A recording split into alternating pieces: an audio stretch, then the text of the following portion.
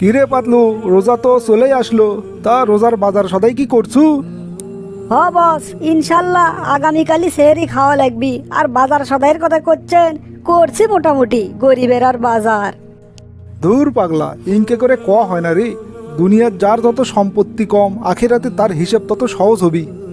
হ বস, এই জন্যে আমার অর্থ সম্পত্তি না থাকলেও, ইনকাম কম হলেও আমি অনেক সুখী।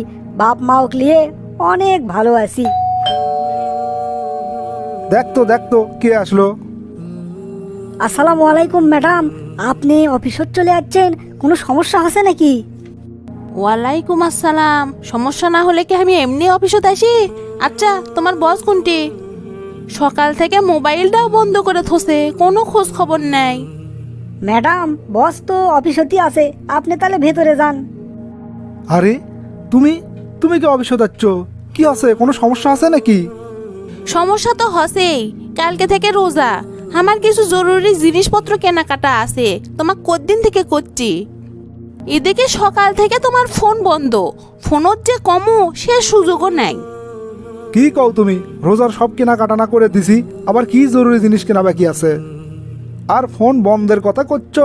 বন্ধ তো হবি, ফোনত যে চার্জ নাই। কালকে রাত্রে মিচ্ছে না বৃষ্টি হলো, তারপর থেকে তো কারেন্ট নাই, চার্জ দেবো কেমনে? তা আমি কি এটি দাঁড়ে থেকে কথাবার্তা কমো, না বসবে টসবে কবা? রে, তুমি অফিসে যাচ্ছ দেখে আমার মাথাটাই আউলে গেছে, সব ভুলে গেছি, উল্টো পাল্টা হয়ে যাচ্ছে সব। বসো বসো বসো, তাড়াতাড়ি বসো। এ পাতলু, কুটি গেলু তুই? তাড়াতাড়ি তোর ভাবির জন্য নাস্তার ব্যবস্থা কর।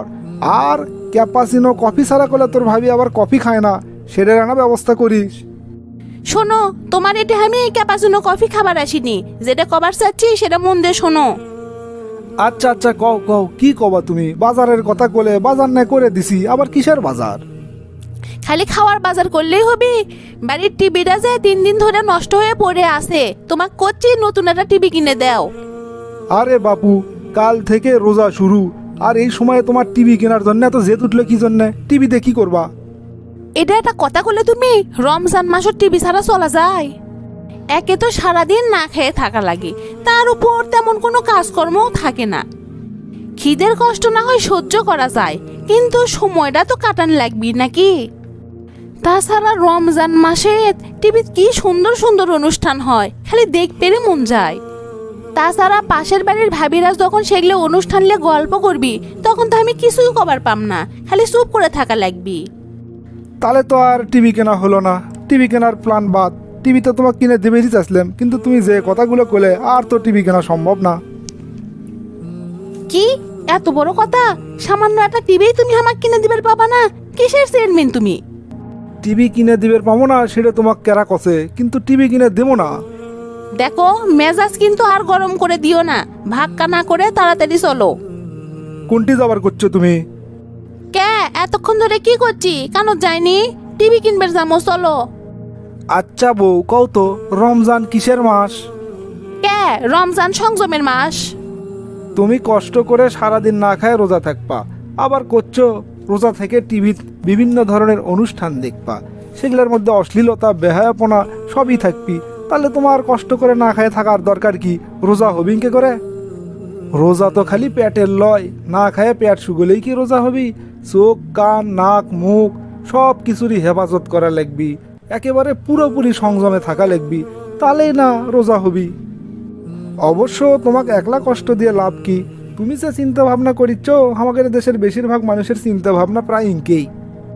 কত কষ্ট করে না খায় রোজা থাকে, আবার রোজার মধ্যে শিডিউল করে কোন দিন কোন মুভি দেখা যাবি। বাংলা, ইংরেজি, হিন্দি, তামিল সব মুভি নিয়ে বসে পড়ে। ইসলামের প্রত্যেকটা ইবাদতের মধ্যেই গুরুত্বপূর্ণ অনেক শিক্ষা আছে, ঠিক সেই রকম রমজানের রোজার মধ্যেও অনেক শিক্ষা আছে।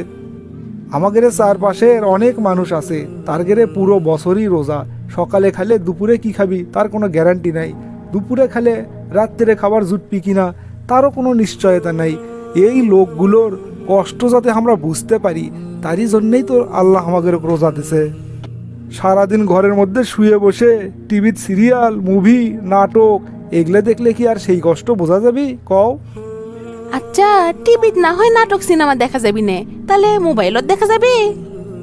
এটা তুমি কি কথা বলে? তোমার মাথা দেখনে বুদ্ধি শুদ্ধি নাই? টিভি আর স্মার্টফোনের মধ্যে কি পার্থক্য আছে? বরঞ্চ ওটাই আরো বেশি খারাপ।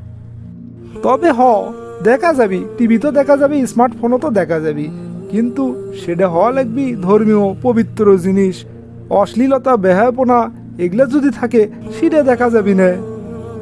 আর একটা কথা, তুমি যদি আমার কাছে ওয়াদা করো আমি টিভির যে কটা চ্যানেল থমো তার বাইরে অন্য কোনো চ্যানেল থাকবি না, তাহলে আমি তোমাকে টিভি কিনে দিতে পারি। রাজি থাকলে কও।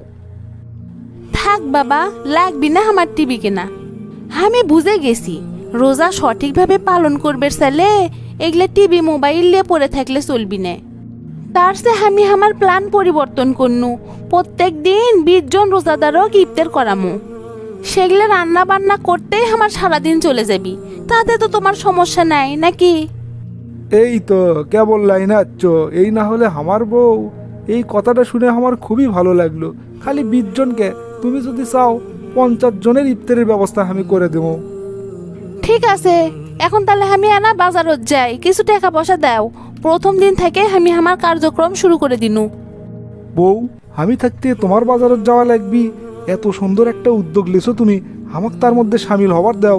আমি বাজার করে নিয়ে যাচ্ছি, তুমি বাড়ির যেয়ে কাজকর্ম গুছে নাও। মাহে রমজান এলো বছর ঘুরে, মুমিন মুসলমানের দারে দারে। মাহে রমজান এলো বছর ঘুরে, মুমিন মুসলমানের দারে দারে। রহমতেরি বাণী নিয়ে, মাগফেরাতের পয়গাম নিয়ে, এলো সবার মাঝে আবার ফিরে। মাহে রমজান এলো বছর ঘুরে, মুমিন মুসলমানের দারে দারে।